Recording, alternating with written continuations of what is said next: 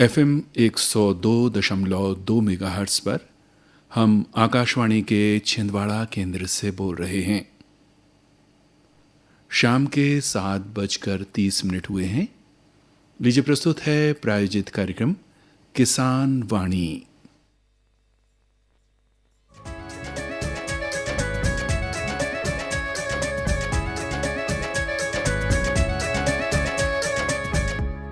किसान भाइयों और बहनों, मैं हूँ रितिका और मैं ओपी राठौर। हम दोनों की ओर से सभी श्रोताओं का स्वागत, अभिनंदन और सादर नमस्कार। हम एक बार फिर हाजिर हैं आपके मनपसंद और उपयोगी कार्यक्रम के साथ, जिसका नाम है आधुनिक कृषि चौपाल, विज्ञान से किसान तक। ये विशेष कार्यक्रम हम आपकी नजर कर रहे हैं भारत सरकार के कृषि एवं किसान कल्याण मंत्रालय के सौजन्य से। किसान भाइयों और बहनों, इस कार्यक्रम में हम आप तक पहुंचाते हैं नई वैज्ञानिक जानकारियां और ऐसे उपाय जिन्हें अपनाकर आप अपने और अपने परिवार की आमदनी बढ़ा सकते हैं और एक समृद्ध तथा खुशहाल जीवन की ओर कदम बढ़ा सकते हैं। ऐसी उपयोगी जानकारियों और काम की बातों का खजाना लेकर हमारे साथ जुड़ रहे हैं अनुभवी कृषि वैज्ञानिक, और इनसे अपनी जिज्ञासाओं, अपने सवालों का समाधान जानने के लिए हमारे साथ प्रगतिशील किसान भी हैं। श्रोताओं, आज की आधुनिक कृषि चौपाल में हम मुख्य रूप से बात करेंगे मखाना की। मखाना यानी बिहार की एक ऐसी प्रमुख फसल जिसमें किसानों की आमदनी बढ़ाने की भरपूर संभावनाएं मौजूद हैं। श्रोताओं, जैसा कि आप सभी जानते हैं कि मखाना एक जलीय फसल है। इसे तालाबों, पोखरों आदि में उगाया जाता है। इसके कटीले बीजों की प्रोसेसिंग यानी प्रसंस्करण से तैयार होता है मखाना यानी लावा, जिसे हम सब बड़े चाव से खाते हैं। पोषण में भरपूर होने के कारण इसे आजकल सुपर फूड भी कहा जाता है। इसलिए घरेलू और वैश्विक बाजारों में मखाना की मांग लगातार बढ़ती जा रही है। इस अवसर का आर्थिक लाभ किसानों तक पहुंचाने के लिए भारत सरकार ने बिहार में मखाना बोर्ड गठित करने का फैसला लिया है। इसके जरिए मखाना का उत्पादन, प्रोसेसिंग और इसके उत्पादों के निर्माण को बढ़ावा दिया जाएगा। साथ ही मखाना और इसके उत्पादों को घरेलू और वैश्विक बाजारों तक पहुंचाने के लिए मार्केटिंग में भी मदद की जाएगी। बिल्कुल। किसान भाइयों और बहनों, सबसे बड़ी बात यह है कि आपको मखाना की आधुनिक खेती और प्रोसेसिंग के लिए तकनीकी सहायता और प्रशिक्षण भी दिया जाएगा, और मखाना की खेती करने वालों के किसान उत्पादक संगठन यानी FPO बनाए जाएंगे। इससे किसानों का लाभ और आमदनी बढ़ेगी। आपको ये भी बता दें कि बिहार के दरभंगा में भारतीय कृषि अनुसंधान परिषद यानी ICAR का राष्ट्रीय मखाना अनुसंधान केंद्र कार्य कर रहा है, जहां मखाना की खेती से जुड़े लगभग सभी पहलुओं पर वैज्ञानिक अनुसंधान किया जाता है और उसके उपयोगी नतीजे किसानों तक पहुंचाए भी जाते हैं। किसान भाइयों और बहनों, हमारी आज की कृषि चौपाल में हमारे साथ जुड़ रहे हैं इसी राष्ट्रीय मखाना अनुसंधान केंद्र के अनेक वैज्ञानिक, जो हमें मखाना की खेती से जुड़े अनेक तकनीकी पहलुओं पर उपयोगी जानकारी देंगे। तो सबसे पहले बात करते हैं इसी केंद्र के वरिष्ठ वैज्ञानिक डॉक्टर मनोज कुमार से। डॉक्टर साहब, बिहार में ऐसा क्या खास है जिससे यहाँ मखाना की खेती खूब फलती फूलती है?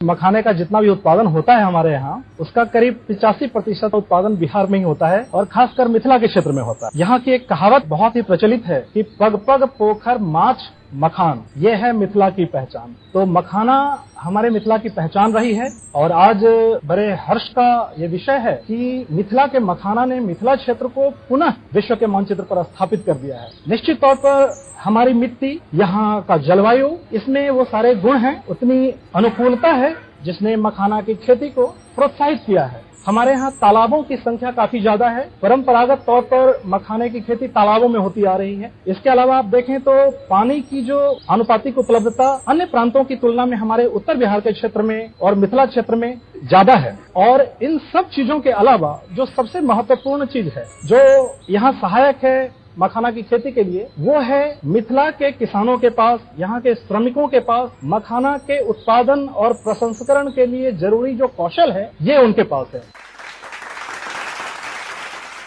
डॉक्टर साहब, हमारे साथ एक किसान भाई हैं राम प्रसाद जी।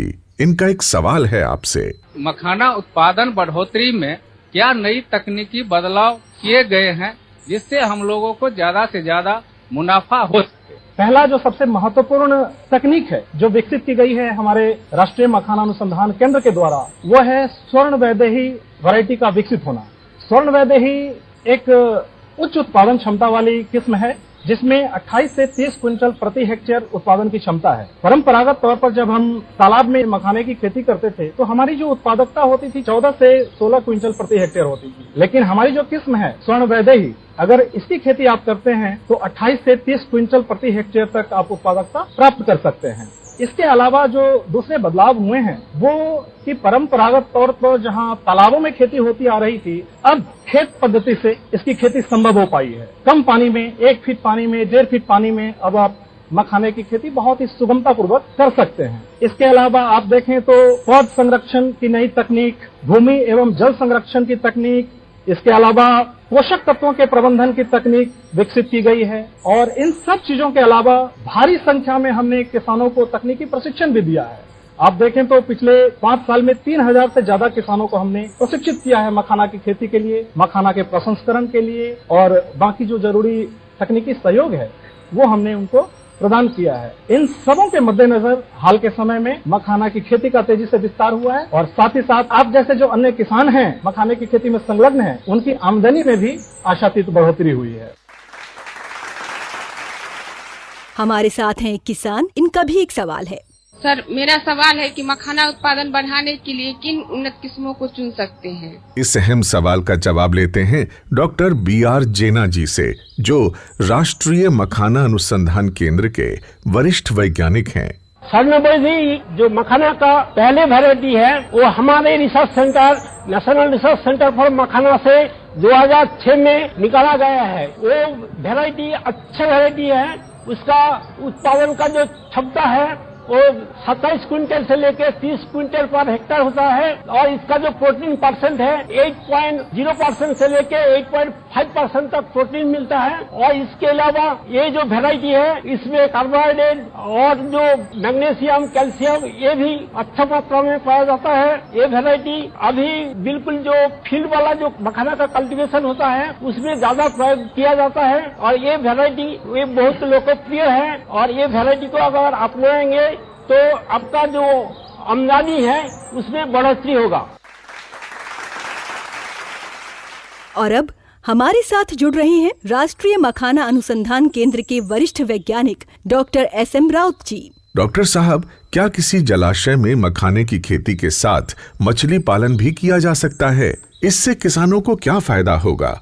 लगभग बिहार में 8 लाख हेक्टेयर इतना एरिया वाटर लॉक कंडीशन में है और अभी तक हम लोगों ने 1 लाख हमारा कल्टीवेशन एरिया भी हम लोगों ने अचीव नहीं किया है। तो हमारे पास एकदम ह्यूज पोटेंशियल है कि हम उसमें मखाना भी कल्टीवेशन कर सकते हैं, मछली पालन भी कर सकते हैं और दोनों का भी समेकित खेती भी कर सकते हैं। इंटीग्रेटेड एक्वाकल्चर सिस्टम में देखा जाए तो गहराई के अनुसार हम मछली पालन कर सकते हैं और मछलियों का भी चयन कर सकते हैं, जैसे कि खेती पद्धति हो गई, तालाब पद्धति हो गई। बहुत सारे किसान जो है वो चोर में करते हैं, मौन में करते हैं, जिसकी गहराई लगभग 1 मीटर से लेकर 1.5 मीटर तक है। कुछ मछलियों की वैरायटी है कार्प कल्चर, जैसे रोहू हो गया, कटला हो गया, मिर्गल हो गया। इन वैरायटी का हम यूज कर सकते हैं मखाना के साथ। और कम जो गहराई वाली खेती पद्धति है मखाना की, वहाँ हम सिंगी है, मागुर है, ये वाली मछलियाँ हम ले सकते हैं।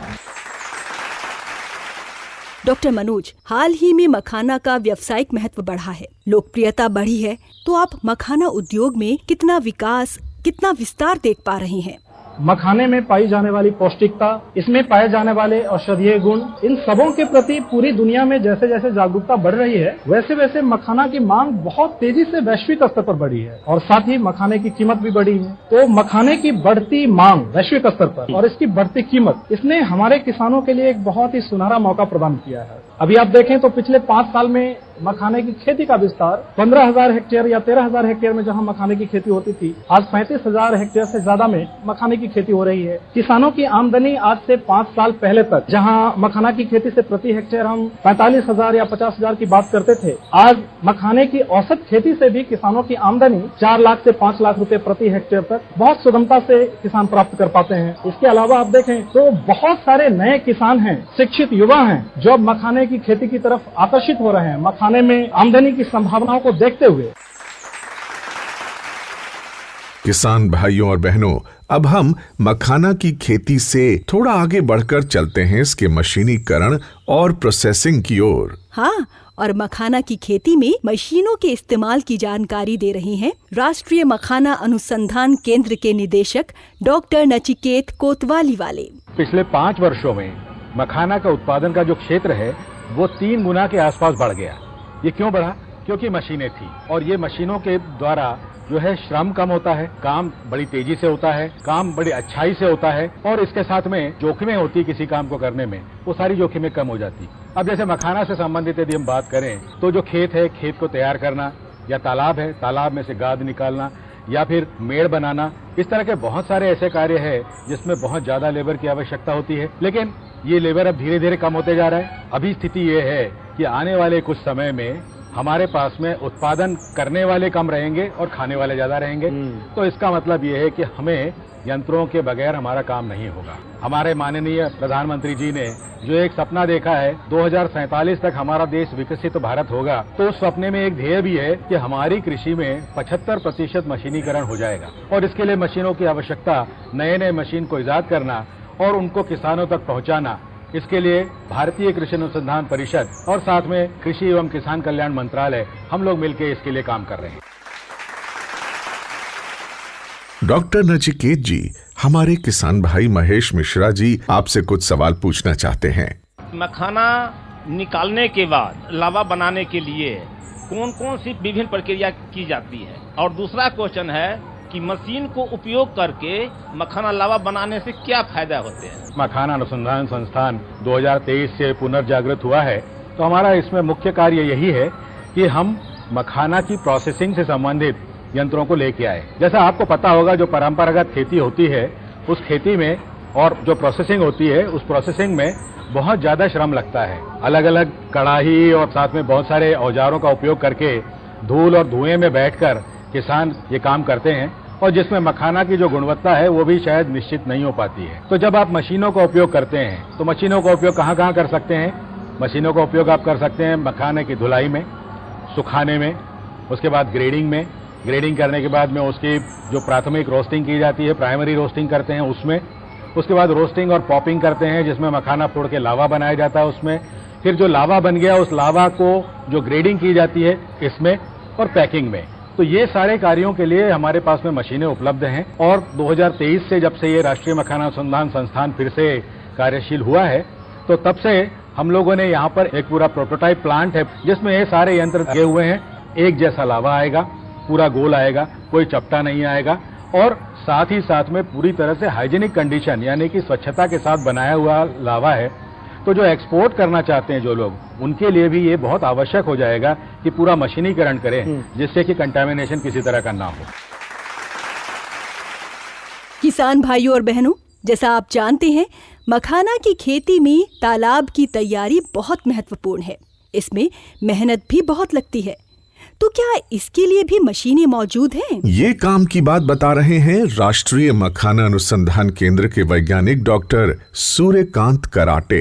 सबसे पहले बात किया जाए तो खेत की तैयारी करनी है तो मिट्टी की अच्छी तरह से तैयारी करनी पड़ेगी। इसके लिए हम प्राथमिक जुताई, द्वितीयक जुताई, पडलिंग यानी कि कीचड़ में गीली जुताई कर सकते हैं। प्राथमिक जुताई में हम ट्रैक्टर के साथ कुछ हल है जैसे कि यम्बी प्लाव है, डिस्क प्लाव है, उसका उपयोग करके मिट्टी को अच्छी तरह से तैयार कर सकते हैं। उसके बाद द्वितीयक जुताई हम कर सकते हैं। इसमें कुछ साधनों जैसे कि डिस्क हैरो है और कल्टीवेटर है, उसका उपयोग ट्रैक्टर के साथ करके हम मिट्टी को अधिक भुरभुरा बना सकते हैं। इसके साथ हम मिट्टी की खरपतवार का भी नियंत्रण कर सकते हैं। उसके बाद मखाना के पौधों को लगाने के लिए और अच्छा और उपयुक्त बेड बनाने के लिए हम गीली जुताई यानी कि पडलिंग करते हैं। उसकी वजह से पौधों का जो वृद्धि होता है, विकास होता है, बहुत अच्छे तरीके से होता है। यदि छोटे तालाब है, छोटे छोटे खेत है, तो हम ट्रैक्टर की जगह पे पावर टिलर का भी उपयोग कर सकते हैं। यदि हमें तालाब बनाना है, खेत से मिट्टी की खुदाई करना है, तो आज बहुत सारी अर्थ मूविंग मशीन है जिसका हम उपयोग करके ये सारे काम आसान तरीके से कर सकते हैं। डॉक्टर साहब, इसी के साथ मखाना में जल प्रबंध के उपायों के बारे में भी बता दीजिए। अभी मखाना खेती के लिए जल की आपूर्ति करना बहुत ही जरूरी बात है। उसमें हम सेंट्रीफ्यूगल पंप का भी उपयोग कर सकते हैं, सबमर्सिबल पंप का भी उपयोग कर सकते हैं। यदि हमें पानी को उठाना है और वो तालाबों से और नहरों से उठाना है तो हम सेंट्रीफ्यूगल पंप का उपयोग कर सकते हैं। यदि हमें बोरवेल और ट्यूबवेल से पानी उठाना है तो हम सबमर्सिबल पंप का उपयोग कर सकते हैं। इसमें भी सिंगल स्टेज और मल्टी स्टेज पंप आते हैं, इसको हम अपने जरूरत के हिसाब से सिलेक्ट कर सकते हैं। आजकल नए तरीके से सौर ऊर्जा पंप भी आए हैं, जैसे कि हमारे भारत सरकार ने प्रधानमंत्री कुसुम योजना शुरू की है। उसके तहत किसानों को सौर पंप के इंस्टॉल करने के लिए मदद की जाती है। तो सौर पंप का भी उपयोग हम पानी को उठाने के लिए कर सकते हैं। तो मखाना की फसल के लिए बताया जाए तो इसके लिए स्वच्छ और मीठा जल चाहिए, यानी कि उसका पीएच और इलेक्ट्रिकल कंडक्टिविटी देखी जाए तो इसका पीएच लगभग न्यूट्रलिटी के आसपास मीन्स 6.5 से लेके 8 तक होना चाहिए। वही इलेक्ट्रिकल कंडक्टिविटी 0.5 डिजी साइमन पर मीटर के कम होनी चाहिए। उसको जांचने के लिए हम जो आजकल अवेलेबल है पीएच मीटर और इलेक्ट्रिकल कंडक्टिविटी मीटर, उसका इस्तेमाल कर सकते हैं। श्रोताओं, अन्य फसलों की तरह मखाना की फसलों को भी कीड़ों से नुकसान पहुंच सकता है। चूहे भी इसे नुकसान पहुंचाते हैं। तो इस नुकसान से कैसे बचा जाए, क्या उपाय किए जाएं? ये उपयोगी जानकारी दे रहे हैं राष्ट्रीय मखाना अनुसंधान केंद्र के वैज्ञानिक डॉक्टर विनोद कुमार पसला जी। जैसे अन्य फसलों में कीड़ा लगता है, हमारा मखाना के खेतों में कीड़ा का बहुत सारा नुकसान पहुंचा सकता है। खासकर देखा जाएगा तो हम नर्सरी स्टेज से लेकर फ्लावरिंग स्टेज तक ये नुकसान देखने के लिए ज्यादा मिलता है। जैसे कुछ कीड़ा है, जैसे उसका बुरा असर पड़ता है हमारा उपज में और उसका मखाना गुणवत्ता में। जैसे लाही, उसको माहू भी बोलते हैं। इसको जो नर्सरी स्टेज में दिसंबर से लेकर मार्च तक ये उसका प्रकोप मिलता है। इसका वजह से ये पत्ता में रस चूसने वाला है। ये रस चूसने की वजह से पत्तियां पीला पड़ जाती है, सड़ जाती है, और इसका जो मेन ये नर्सरी स्टेज में देखने के लिए मिलता है। इसके अलावा सिंगारा भ्रूण करके एक कीड़ा है, वह भी पत्ते पर खा के उसको पूरा जो भी क्लोरोफिल है जो फोटोसिंथेसिस करके हमको मखाना बनाता है वो कमी हो जाता है। उसकी वजह से हमारा उपज में बुरा असर पड़ता है। उसके अलावा जड़ बेधक करके एक कीट आता है, वो पूरा जड़ का हमला करके उसको खाता है। इसके वजह से हमारा पौधा ये पोषक तत्व और पानी का नहीं ले पाता है, उसके बाद उसका मौत भी हो सकता है।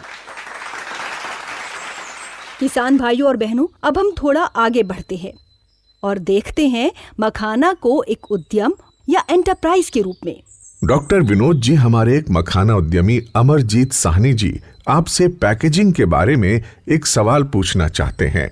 मखाना पॉप के लंबे समय तक भंडारण के लिए किस प्रकार की पैकेजिंग अच्छा रहेगा? जो पैकेजिंग मटेरियल जैसे होना चाहिए, जैसे मल्टी लेयर लैमिनेटेड पाउच। इसमें क्या होता है, डिफरेंट लेयर्स ऑफ पाउच होता है। ऊपर का हिस्सा पॉलीथिलीन का बना होता है, अंदर का एल्यूमिनियम फॉइल जैसे होता है, जिसका वजह से वो नमी नियंत्रित होता है और उसका कीड़ा की अटैक भी रोक सकता है। इसके वजह से हम लंबे समय तक स्टोर कर सकते हैं। इसके अलावा एक वैक्यूम सील है। वैक्यूम सील मतलब उसका पैकेट के अंदर से पूरा हवा निकल के हम मखाना स्टोर करते तो हम लंबा समय तक स्टोर कर सकते हैं।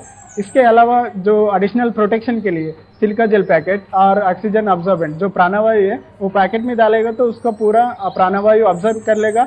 जब कीड़ा को प्राणवायु न मिलेगा वो उधर ही मर जाएगा, क्योंकि उसका लंबे समय तक हम भंडारण कर सकते हैं। श्रोताओं, आपने सुना होगा कि मखाना के मूल्यवर्धन या वैल्यू एडिशन में इसकी बाजार कीमत बढ़ जाती है, उद्यमियों का लाभ भी बढ़ जाता है। तो क्या है ये वैल्यू एडिशन? इस सवाल का जवाब दे रहे हैं राष्ट्रीय मखाना अनुसंधान केंद्र के प्रधान वैज्ञानिक डॉक्टर राजेश कुमार। अगर हम केवल मखाना को पॉलिश कर देंगे और सफेद रंग का ज्यादा दिखने लगता है तो उसकी वैल्यू 10% के करीब बढ़ जाती है और इतना ज्यादा पैसा मिलता है। फिर दूसरा आता है उसको अलग अलग साइजेस में ग्रेड करने का, जैसे कि हमें पता है 4 सूता प्लस, 5 सूता प्लस, 6 सूता प्लस। चूंकि गुणवत्ता में कोई फर्क नहीं आता लेकिन देखने में अच्छा लगता है, तो इसलिए जो कस्टमर पे कर सकता है वो उसका ज्यादा पैसा देने को तैयार हो। तो केवल ग्रेडिंग करने से ही हम एक्सपोर्ट मार्केट में इसकी कीमत तकरीबन 2200-2300 रुपया किलो। तीसरा एस्पेक्ट आता है अगर हम प्रोडक्ट के रूप में ले आए, इसके साथ और सारे मसाले मिलाए जाए, थोड़ा सा तेल मिलाया जाए, उसको पैक किया जाए और कंज्यूमर तक पहुंचते हैं, तो ये एक नए तरह का वैरायटी होती है, नया तरह का प्रोडक्ट है, मार्केट में अवेलेबल है। हमारा संस्थान ICAR के कई संस्थान इस पर काम भी कर रहे हैं और अलग अलग ट्रेनिंग और सर्वी देते हैं। अब हमारे साथ जुड़ रहे हैं राष्ट्रीय मखाना अनुसंधान केंद्र के प्रधान वैज्ञानिक डॉक्टर राहुल कुमार राउत। डॉक्टर साहब, पोषण के नजरिए से मखाना में ऐसी क्या खूबियां हैं जो इसे सुपर फूड बनाती हैं? पहला है इसमें कि प्रोटीन की मात्रा इसमें अच्छी होती है। जैसे मखाना मिलावा में लगभग 9.7% प्रोटीन होती है, तो इससे हमारा जो डेली प्रोटीन इनटेक है वो पूरा किया जा सकता है। इसके साथ इसमें और एक मानक होता है जिसको हम बोलते हैं ग्लाइसेमिक इंडेक्स। ये जिस प्रोडक्ट में जितना कम होता है तो हम डायबिटिक पेशेंट को इसका सजेस्ट कर सकते हैं।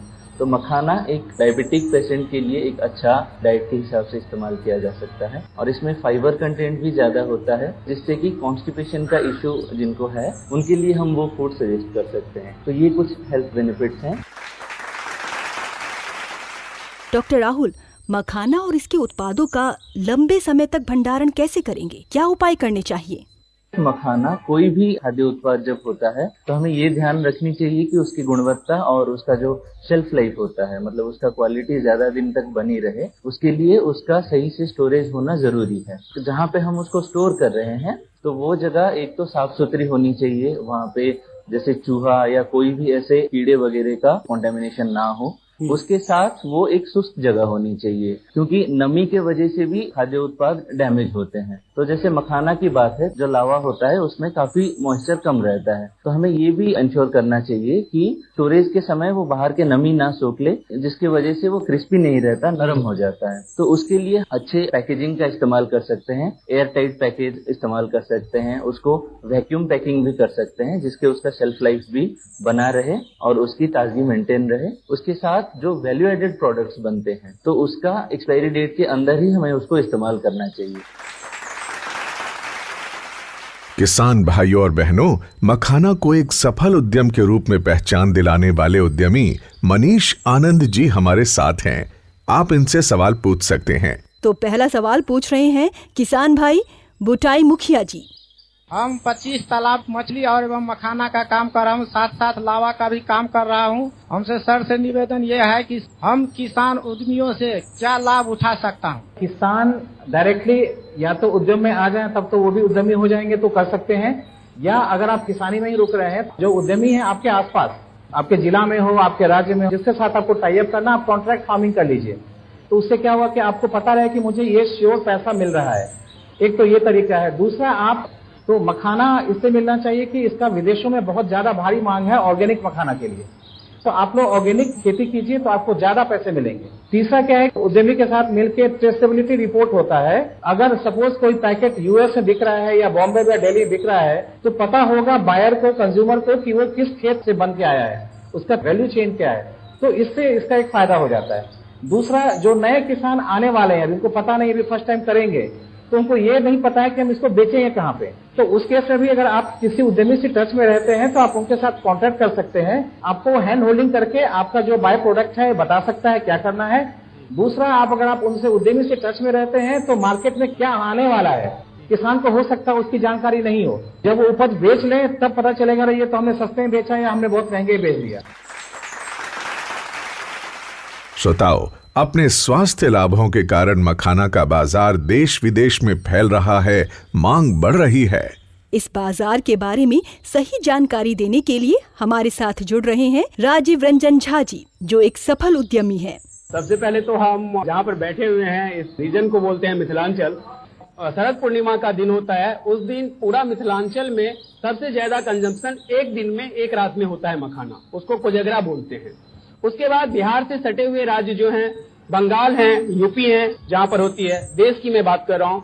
इसके बाद अभी देखा गया है जो हमारे मेट्रोपॉलिटन सिटी मुंबई और दिल्ली, यहाँ पर भी मखाना यूज होने लगा है स्नैकिंग के रूप में। आगे चलते हैं, नया राज्य जो कुछ जुड़े हैं इसमें, उसमें गुजरात और साउथ के कुछ राज्य जुड़े हैं, वहाँ पे भी मखाना पहले से ज्यादा कंज्यूम होने लगा है। अब हम बात करते हैं अंतर्राष्ट्रीय बाजार की। तो अंतर्राष्ट्रीय बाजार में सबसे ज्यादा अगर कंजप्शन देखा गया है, यूएस सबसे ज्यादा कंज्यूम करते हैं, यूके हैं। तो इस तरह से देखा जाता है जो राष्ट्रीय और अंतर्राष्ट्रीय मार्केट दोनों ही 10 से 15% के एवरेज से बढ़ रहे हैं। मखाना बोर्ड के गठन को लेकर हमारे किसान भाइयों में काफी आशाएं हैं। इसका किसान भाइयों को क्या लाभ होगा बता रहे हैं भारत सरकार के अपर आयुक्त प्रशांत अरमोरिकर जी। बजट सत्र 2025 में जो घोषणा हुई थी कि मखाना बोर्ड की स्थापना होनी है, उसके बाद ये जो कृषि चौपाल है, इसमें जो यह चर्चा है, ये बहुत महत्वपूर्ण है। ये नीतिगत फैसले लेने में इसमें एक किसान और वैज्ञानिकों के बीच में जो चर्चा हुई है, उसके माध्यम से भी नीतिगत फैसले लिए जाएंगे। दूसरी बात मैं आपको यह बताना चाहता हूं कि जलवायु परिवर्तन को ध्यान में रखते हुए मखाना में उत्पादकता बढ़ाने के लिए जो तकनीकी इंटरवेंशन की जरूरत है, और इसके लिए बहुत सारे रिसर्च अनुसंधान की जरूरत है अभी, जिसके लिए ICAR को अनुसंधान की तरफ ध्यान देना होगा। और तीसरी महत्वपूर्ण बात, भारत सरकार की सारी योजनाएं ऐसी है कि जिसमें कृषि का उत्पादन कैसे बढ़े और किसानों की आय में वृद्धि कैसे हो, इस पर निरंतर चर्चा होती है। और हमारे सारे जो कार्यक्रम है किसान कल्याण के, इसी पर आधारित है। मैं आपको बता दूं कि भारत में 730 से ज्यादा जिलों में कृषि विज्ञान केंद्र भी है और एग्रीकल्चर टेक्नोलॉजी मैनेजमेंट एजेंसी आत्मा भी है। डॉक्टर राजेश जी, एक सवाल है आपसे। मिथिला अंचल के मखाने को भारत सरकार की ओर से क्या कोई विशेष पहचान दी गई है? GI टैग जैसी कोई व्यवस्था है क्या? GI टैग मखाने को मिला हुआ है और उसका नाम है मिथिला मखाना। मतलब ये है कि इस मिथिला अंचल में अगर मखाना प्रोड्यूस करते हैं, आप उगाते हैं और यहाँ से लावा बनता है, तो उसका एक सर्टिफिकेशन होता है जो बिहार एग्रीकल्चर यूनिवर्सिटी से मिलेगा। वो अगर आप लगाते हैं उसके साथ, तो ये आपकी पहचान, अगर अमेरिका में वो मिल जाता है तो उस पे लिखा हुआ रहेगा कि ये मिथिला मखाना है और मिथिलांचल से है, तो ये आपकी पहचान को वहाँ तक पहुँचाता है। आज हमारे साथ ML कॉलेज दरभंगा के पूर्व प्रधानाचार्य डॉक्टर विद्यानाथ झा भी हैं। डॉक्टर झा, आप मखाने की पौष्टिक खूबियों, इसके स्वास्थ्य लाभों को किस तरह देखते हैं? इसमें जो प्रोटीन है करीब 10% के आसपास होता है और लोगों ने भी कहा है, लेकिन इसकी जो गुणवत्ता है, जैसे मैं कहता हूँ कि हम चावल के साथ दाल मिला के खाते हैं, सब्जी मिला के खाते, केवल चावल खा के जिंदा नहीं रह सकते, केवल दाल खा के जिंदा नहीं रह सकते, हमें मिला के खाना पड़ता है बैलेंस्ड फूड के लिए। और भी चीजें जो जरूरी है भोजन में सब खाना पड़ता है। वो इसलिए है कि प्रोटीन बना हुआ होता है अमीनो अम्लों से। जैसे हमारा घर बना हुआ होता है ईंटों से, उसी तरह से प्रोटीन बना हुआ होता है अमीनो अम्लों से। और कुछ अमीनो अम्ल ऐसे होते हैं जो कि हमारा शरीर नहीं बनाता है। वो किसी भोज्य पदार्थ में कितनी उसकी मात्रा है, उससे उसका मूल्य आंका जाता है। तो मखाने में आवश्यक अमीनो अम्लों का अनुपात है वो 90 के आसपास है, जो कि इसको मछली, मांस, अंडा के समकक्ष बनाता है। एंटी डायबिटिक कंपाउंड अभी हाल में HbAC, हाइड्रोक्सी बेतुलिनिक एसिड, बीटा कैप्राइलेट, ये कंपाउंड आइडेंटिफाई कर लिया गया है। तो ये डायबिटीज में है, हृदय रोगों में गुणकारी है। तो हम इसको सोयाबीन की तरह न्यूट्रास्यूटिकल बोलते हैं। केवल न्यूट्रास्यूटिकल मतलब खाद्य औषधि है, खाद्य भी है और औषधि भी है। यहाँ तक कि इसका जो खपड़ुइया है, सीड कोट, उसमें बहुत सारे एसेंशियल फैटी एसिड्स मिले हैं। जैसे अमीनो एसिड्स हमारे लिए आवश्यक है, हमारे लिए फैटी एसिड भी आवश्यक है। और जो फैटी एसिड हमारा शरीर नहीं बनाता है वो इसके सीड कोट में है। किसान भाइयों और बहनों, मखाना पर हुई इस रोचक और उपयोगी चर्चा में बात करते करते समय का पता ही नहीं चला। हाँ बिल्कुल। और अब हम आ पहुँचे हैं आधुनिक कृषि चौपाल के आखिरी पड़ाव यानी समापन की ओर। आशा करते हैं कि हमारे किसान भाई वैज्ञानिकों द्वारा दी गई उपयोगी जानकारियों का लाभ उठाएंगे, नए उपायों को अपनाएंगे और अपनी आमदनी बढ़ाकर समृद्धि की ओर अग्रसर होंगे। आधुनिक कृषि चौपाल से जुड़कर किसान भाइयों को बहुमूल्य सलाह देने के लिए हम सभी वैज्ञानिकों के प्रति आभार प्रकट करते हैं और हम धन्यवाद देते हैं उन मखाना उद्यमियों को भी जिन्होंने किसानों को सफल उद्यमिता के गुर बताए। साथ ही आधुनिक कृषि चौपाल से जुड़ने वाले सभी किसान भाइयों बहनों और श्रोताओं के भी हम आभारी हैं। श्रोताओं, इस विशेष कार्यक्रम को और अधिक रोचक और उपयोगी बनाने के लिए हमें आपके सुझावों और मार्गदर्शन की जरूरत है। कृपया ईमेल भेजकर अपने सुझाव भेजें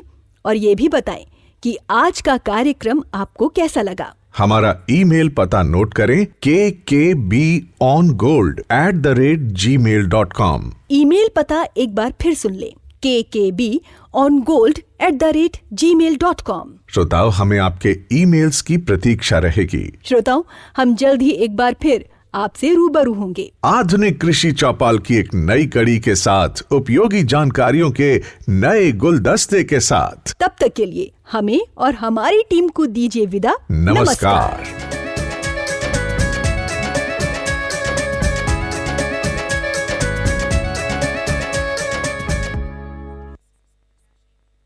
अभी आप सुन रहे थे प्रायोजित कार्यक्रम किसान वाणी, आधुनिक कृषि चौपाल, विज्ञान से किसान तक। FM 102.2 मेगाहर्ट्ज पर हम आकाशवाणी के छिंदवाड़ा केंद्र से बोल रहे हैं। रात्रि के 8 बजे हैं।